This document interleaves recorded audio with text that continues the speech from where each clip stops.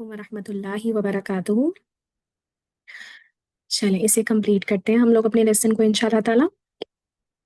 تو اللہ تعالیٰ کیا فرما رہے ہیں؟ اللہ تعالیٰ فرما رہے ہیں کافروں کی مثال ایسی ہے جو کسی کو پکارے تو خالی چیخ اور پکار کے سوا کچھ نہیں سنتے، وہ کوئی جواب نہیں دیتے وہ، ٹھیک ہے؟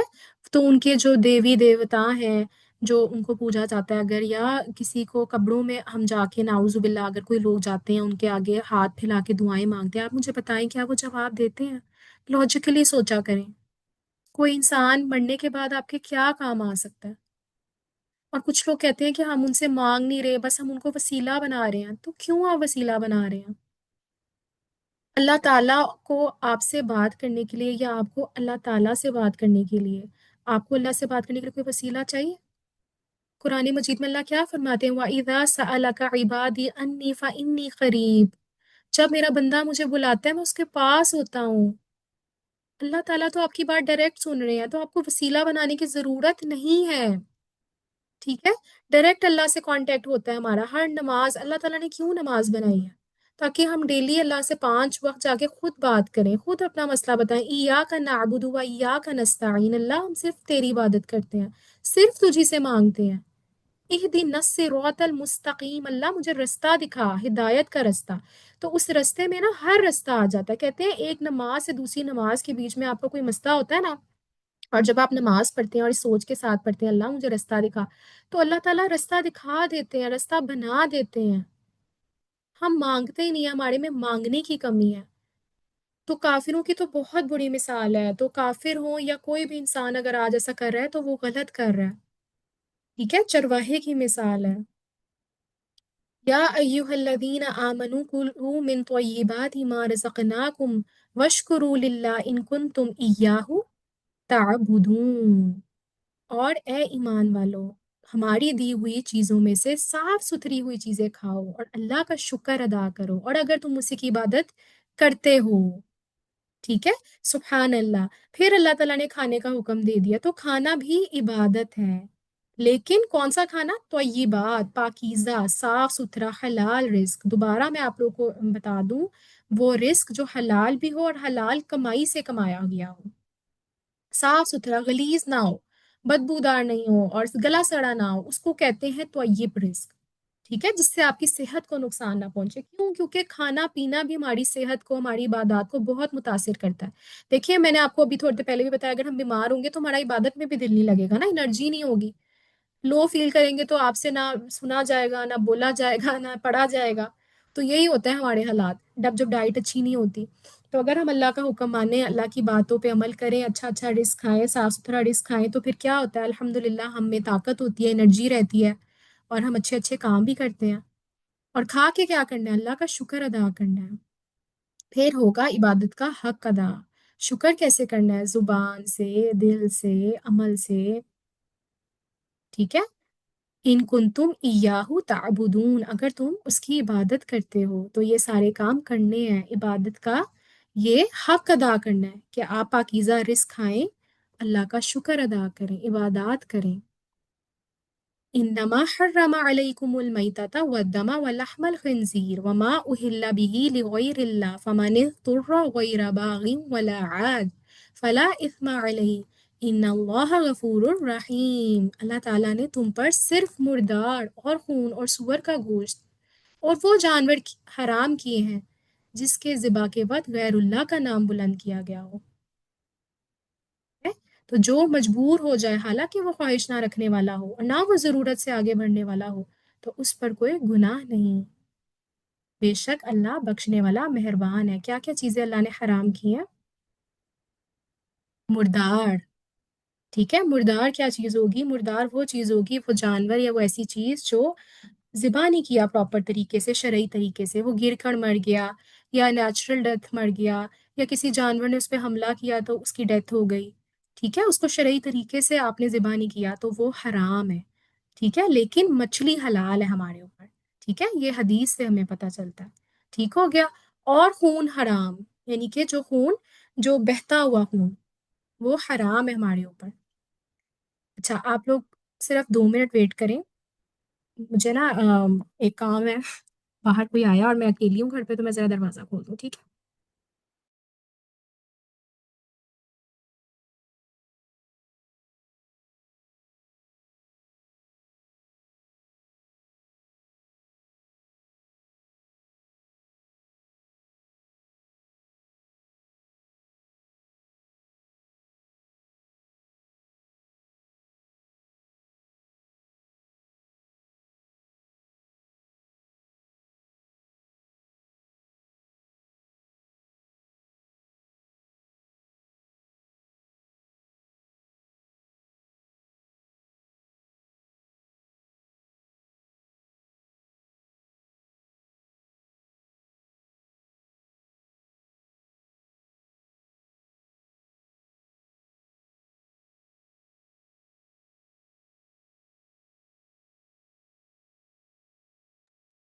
چلیں دوبارہ کنٹینیو کرتے ہیں. اعوذ باللہ من الشیطان الرجیم، بسم اللہ الرحمن الرحیم. ٹھیک ہے، تو مردار ہی میں نے آپ لوگوں کو بتا دیا ہے کہ کون کون سا مردار جو ہے پھر وہ حرام ہے. ٹھیک ہے، جو خود مر گیا ہو، ذبح نہ کیا گیا ہو، طبعی موت مر گیا، یا گر کر مر گیا، چوٹ لگنے سے مر گیا، یا کسی کافر نے اسے ذبح کیا اور اس پہ اللہ کا نام نہیں لیا. پھر خون، جو بہتا ہوا خون، جمع ہوا خون جو ہے وہ حرام نہیں ہے، جیسے کلیجی اور ٹڈی. ٹھیک ہے، تو یہ حدیث میں آتا ہے کہ یہ دونوں چیزیں حلال ہیں. پھر کیا ہے؟ وَلَحْمَ الْخِنْزِيرِ، اور سور کا گوشت. تو یہ تو ہمیں سب کو پتہ نا الحمدللہ کہ یہ حرام ہے. اور وہ جانور حرام کیے ہیں وَمَا أُهِلَّ بِهِ لِغَيْرِ اللَّهِ، جن پر ذبح کے وقت غیر اللہ کا نام بلند کیا گیا، اللہ کے سوا کسی اور کا نام بلند کیا گیا ہو. تو یہ بھی مشرکین بھی کرتے تھے اور آج بھی ہوتا ہے یہ. ٹھیک ہے، اللہ کے نام کے ساتھ بھی کسی کا نام لیا جا رہا ہوتا ہے، فلانے فلانے کے لیے ہم کر رہے ہیں. تو ایسا نہیں کر سکتے ہم، اس کو راضی کرنے کے لیے، اس کے وسیلے کے لیے، اس کی شفاعت کے لیے. ہاں، یہ تو آپ کر سکتے ہیں کہ جیسے اگر آپ کوئی چیز جو ہے وہ ذبح کر کے کسی کو بانٹ رہے ہیں، صدقہ کر رہے ہیں، تو آپ یہ کہیں کہ اللہ تعالیٰ میرے والدین کو اس کا ثواب پہنچا دیں، وہ اور چیز ہے. ٹھیک ہے، وہ مکس نہیں کرنا کانسیپٹ. لیکن اگر آپ کسی کا نام پڑھ کے بول رہے ہیں کسی کھانے پہ، کسی ذبح کرتے ہوئے، تو وہ چیز حرام ہے، وہ کھانا بھی حرام ہے. تو اگر آپ کے گھر میں ایسی کوئی چیز آ رہی ہے جس پہ نام پڑا گیا، آپ کو پتہ چل رہا ہے، جیسے کہ اسپیشلی جو اہل تشیع ہیں وہ کرتے ہیں نا ایسی چیزوں کے لیے، تو ہمیں وہ چیزیں نہیں کھانی چاہیے، حرام ہے وہ. اور ہم کتنے مزے سے کھا لیتے ہیں. تو اللہ کا بہت بہت بہت شکر ہے، اللہ کا بہت شکر ہے کہ ادھر تو میرے گھر میں تو یہ اویئرنیس ہے، بہت سالوں سے ہے، لیکن ابھی بھی یہ چیز بہت کامن ہے. ٹھیک ہے، لوگوں کو اس کا شعور نہیں ہے. تو جن لوگوں نے آج کلاس میں پڑھا ہے، سیکھا ہے، وہ اس کو ضرور جو ہے وہ اپنے طور پہ بے شک ریسرچ کریں آپ لوگ اس پہ. بے شک آپ دیکھیں کہ کیا میں سچ کہہ رہی ہوں، حدیثوں میں دیکھیں، قرآن میں دیکھیں، دلیل ڈھونڈیں. اگر آپ کو لگتا ہے کہ نہیں ایسے نہیں ہے، اس لیے کہہ رہی ہوں کہ یہ بہت کامن ہے، اتنا کامن ہے کہ لوگ اس کو گناہ بھی نہیں سمجھتے. تو اللہ تعالیٰ نے لیکن اس کو حرام قرار دیا. ٹھیک ہے، تو اس کے بارے میں کچھ حدیثیں بھی بتا دوں آپ کو. یہاں پہ نا ریفرنس میں نے سیو کیے تھے. ٹھیک ہے، جیسے کسی جانور پہ، کسی کھانے والی چیز پہ ذبح کرتے ہوئے اللہ کے سوا کسی تیسری چیز کا نام لے لیا جائے تو وہ حرام ہو جاتا ہے. پھر اس کے علاوہ ہاں، لہٰذا اس کا معنی یہ بھی ہے کہ کسی چیز یا جو چیز کسی بزرگ یا دیوی دیوتا کا تقرب حاصل کرنے کے لیے، یعنی اس کی قربت حاصل کرنے کے لیے، اس کی محبت حاصل کرنے کے لیے اگر وہ ذبح کریں، وہ جانور، وہ چیز، تو پھر کیا ہوگا؟ وہ بھی حرام ہو جائے گا. ٹھیک ہے، تو یہ نیت ہم رکھ سکتے ہیں کہ جو بھی میں قربانی یا نظر دے رہی ہوں اللہ تعالیٰ اس میں کسی دوسرے کو بھی ثواب پہنچا دے، وہ اور بات ہے. ٹھیک ہے، یہ میں نے آپ کو پہلے ہی آلریڈی کلیئر کر دیا، تو آئی تھنک یہی ساری باتیں تھیں. مجھے لگ رہا تھا کچھ رہ نہ گیا ہو، اس لیے میں نے ذرا فون دیکھ لیا کھول کے جہاں میں نے سیو کیے تھے. ٹھیک ہے، تو جو مجبور ہو جائے، لیکن ایک ایکسیپشن ہے، ان چیزوں کو بھی کھانے میں اللہ تعالیٰ نے رعایت دے دی، ایک ایکسیپشن صرف. سبحان اللہ، اللہ کی ذات آپ دیکھیں.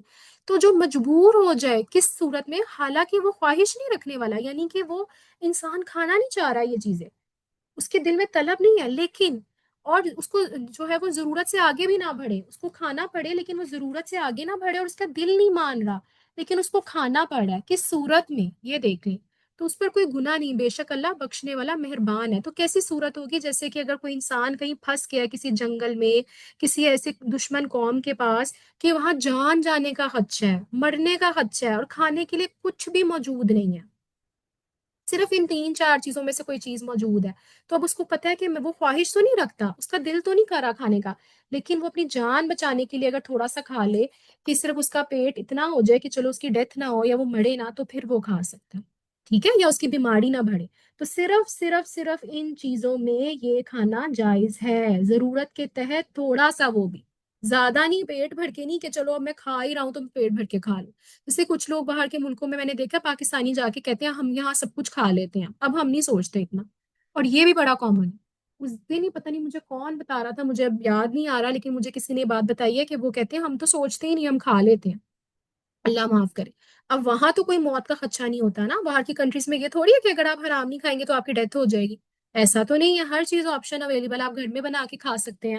آپ کو وہاں پہ بھی میٹ شاپس مل جاتی ہیں، یورپین کنٹریز ہیں یا جہاں پہ بھی ہیں. میری بہن رہتی ہے، میری خالہ رہتی ہے، سب لوگوں کے پاس ہر چیز آپشن اویلیبل ہے. ہاں تھوڑی محنت کرنی پڑتی ہے، کہیں دور جا کے سفر کرنا پڑتا ہے یا جگہ ڈھونڈنی پڑتی ہے، لیکن یہ نہیں ہے کہ آپ کو آپ کی موت ہی ہو جائے اگر آپ کھائیں نا. تو پھر یہ بہانے ہیں. تو لیکن ان صورتوں میں اللہ تعالیٰ نے پھر بھی جائز کر دیا. کیوں؟ کیونکہ اللہ تعالیٰ بہت بخشنے والے، بہت رحم کرنے والے، اللہ تعالیٰ ظلم نہیں کرتے کسی کو. ٹھیک ہے. اللہ تعالیٰ نے رائے دے دی. بے شک وہ لوگ جو اللہ کی نازل کی ہوئی کتاب کو چھپاتے ہیں، دوبارہ وہی بات کل والی، اور اس کے بدلے تھوڑی قیمت لے لیتے ہیں، وہ اپنے پیٹ میں آگ بھر لیتے ہیں. نعوذ باللہ. اور اللہ قیامت کے دن ان سے کلام نہیں فرمائے گا اور نہ انہیں پاک کرے گا، اور ان کے لیے دردناک عذاب ہے. کون لوگ؟ یہود کے علماء یا کوئی بھی عالم، یا آج بھی اگر ہم لوگ نعوذ باللہ کوئی بھی اللہ کی نازل کی ہوئی کتاب کو، اللہ کے حکم کو چھپا رہے ہیں، اور اس کے بدلے جیسے وہ فتوے دیتے تھے جھوٹے پیسے کمانے کی غرض سے، فائدے کمانے کے لیے، آج بھی ہم دیکھتے ہیں نا مولوی جو ہیں وہ نعوذ باللہ کچھ مولوی حضرات ایسے ہیں جو پیسے لے کے فتوے جو ہیں وہ لوگوں کی مرضی سے دے دیتے ہیں. کیا کہہ رہے ہیں؟ وہ پیسہ، وہ مال، وہ چیز، وہ فائدہ ان کے پیٹ میں کیا ہے؟ آگ ہے. اتنی بڑی بات ہے. اور اللہ قیامت کے دن ان سے کلام نہیں کرے گا. کتنی بڑی بے عزتی ہے یہ. اللہ کلام نہیں کرے گا. دیکھیں آپ کو کوئی بہت پیارا، آپ کا کوئی فرینڈ ہو، آپ کا اسپاؤز ہو، آپ کے ماں باپ ہو، اگر آپ سے وہ بات نہ کرے، کچھ دیر ناراض ہو جائے، آپ کو کتنا برا گزرتی ہے. کچھ لوگوں کے لیے تو یہ ٹریگر پوائنٹ ہوتا ہے کہ یہ میرے سے بات کیوں نہیں کر رہا. چلو کچھ بول دے، ناراض ہو جائے، غصہ کر دے، ڈانٹ دے، پر بات تو کرے میرے سے. ہوتا ہے نا، کیونکہ میں ان لوگوں میں سے ہوں، کیونکہ میں کسی کی خاموشی نہیں برداشت کر سکتی. میں کہتی ہوں میرے سے بات کرے یہ بندہ بس. اگر ہم سے نعوذ باللہ اللہ کلام نہ کرے تو کتنی بڑی دکھ کی بات ہے. تو اللہ ایسے لوگوں سے کلام نہیں فرمائے گا. اللہ انہیں پاک نہیں کرے گا. اللہ تعالیٰ کہتے ہیں نا کہ اللہ تعالیٰ جو ہے وہ ایمان والے جائیں گے اگر نعوذ باللہ اگر قیامت کے دن دوزخ میں بھی اپنے کچھ گناہوں کے ساتھ، تو وہ پاک کر کے پھر جنت میں واپس بھیج دیے جائیں گے. لیکن ایسے لوگوں کو اللہ تعالیٰ کہہ رہا ہے میں پاک بھی نہیں کروں گا. ان کے لیے دردناک عذاب ہے، فزیکلی بھی، مینٹلی بھی. ان سے حساب تو لیا جائے گا، لیکن پھر کہا جاتا ہے اس سے مراد یہ ہے کہ اللہ تعالیٰ جو ہے نعوذ باللہ یا تو ڈانٹ ڈپٹ کی اور انتہائی غضبناک طریقے سے ان کا حساب لیا جائے گا، یا فرشتوں کے ذریعے ان کا حساب لیا جائے گا. تو بہت ڈرنے کی بات ہے. اگر دیکھیں ہم، ٹھیک ہے، ہم اگر آپ لوگ عالم نہیں ہیں، آپ لوگ یہ کہہ سکتے ہیں نا میں تو عالم نہیں ہوں، میں نے کون سا چھپاتی ہوں علم یا یہ وہ، لیکن آپ کو بہت سی باتیں ایسے پتہ ہوتی ہیں جو آپ لوگوں کو بتا سکتے ہیں. میں نے کل کیا بتایا تھا آپ کو؟ علم چھپانے کی بھی دو چیزیں ہوتی ہیں. ایک یہ کہ کوئی آپ سے ڈائریکٹلی پوچھ رہا ہے تو وہ آپ چھپا رہے ہیں. چلیں اگر آپ سے کوئی وہ نہیں پوچھتا، آپ لوگ کہیں ہاں میرے سے تو کوئی پوچھتا ہی نہیں ہے، میں تو نہیں چھپاتی. لیکن کالے جو ہے وہ ہم کسی کا عمل دیکھ کے اگر چھپا رہے ہیں، کوئی آپ کے سامنے اگر کوئی غلط کام کر رہا ہے، فار ایگزامپل آپ کے سامنے کنٹینیوسلی کوئی غیبت کر رہا ہے، اب اس کا کیا ہے کہ وہ اپنے مردہ بھائی کا گوشت کھا رہا ہے، اب آپ اس کو نہیں بتا رہے، آپ کہہ رہے کر رہا تو کرتا رہے، میں کیا کروں.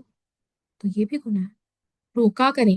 چاہے وہ بندہ آپ پہ ناراض ہو جائے، ہر وقت یہ روکتی رہتی ہے، ہر وقت یہ بولتی رہتی ہے یہ تو ہمیں کچھ بھی نہیں کرنے دیتی، یہ تو ہمیں کوئی بھی بات نہیں کرنے دیتی، اس کے ساتھ تو ہم بات ہی نہیں کر سکتے. یہ ہوتا ہے آپ کے ساتھ، میرے ساتھ بھی ہوتا ہے. تو کوئی بات نہیں، سن لیں دو چار باتیں، آپ اپنا کام کریں. ٹھیک ہے. کیونکہ ہم نے علم کو نہیں چھپانا، ہم نے علم کو پھیلانا ہے آگے. تو پھر آگے ان شاء اللہ تعالیٰ ضرور اللہ تعالیٰ ان کے دلوں میں بھی یہ بات ڈال دیں گے. یہی وہ لوگ ہیں جنہوں نے ہدایت کے بدلے گمراہی اور بخشش کے بدلے عذاب خرید لیا ہے. تو یہ کتنا آپ کو برداشت کرنے والے. اللہ کہہ رہے فماس بارہم علی النار، کیسا صبر ہے ان کا. آپ بھی صبر کر لیا انہوں نے. فماس بارہم علی النار، دوبارہ پڑھیں، کتنا بڑا صبر ہے ان کا، کہ ان کو پتہ ہے کہ انہوں نے ہدایت کے بدلے گمراہی لے لیا، بخشش کے بدلے عذاب خرید لیا، اور صبر کر رہے ہیں آگ پہ. ان کو پتہ ہے کہ ہم نے آگ میں جانا ہے، تو صبر کر لیا انہوں نے. یہ سزا اس لیے ہے کہ اللہ نے حق کے ساتھ کتاب نازل فرمائی ہے. اللہ نے تو سچی سچی کتاب نازل فرمائی ہے، اور بے شک کتابیں اختلاف کرنے والے دور کی مخالفت اور ضد میں ہیں. یعنی کہ یہ لوگ اتنی دور چلے گئے ہیں ضد میں، اتنی دور چلے گئے ہیں مخالفت میں، کہ ان کو پتہ ہی نہیں چل رہا کہ ان کا انجام کتنا برا ہونے والا ہے. تو اللہ تعالیٰ ہم سب کو کتاب کی مخالفت سے، کتاب کو چھپانے سے، کتاب کی نافرمانی سے بچا لے، اور کتاب کو ہم لوگ جو ہے وہ اس کا حق ادا کر سکیں، قرآن کا حق ادا کر سکیں، اس کو اس طرح سے سیکھیں جیسے اللہ تعالیٰ ہم سے چاہ رہے ہیں، اس کو اپنے اوپر امپلیمنٹ کریں، اس کو آگے پھیلائیں. اللہ تعالیٰ ہم سے یہ سارے کام لے لیں. بس یہ دعا اپنے لیے روز رمضان کے مہینے میں کیا کریں. ٹھیک ہے.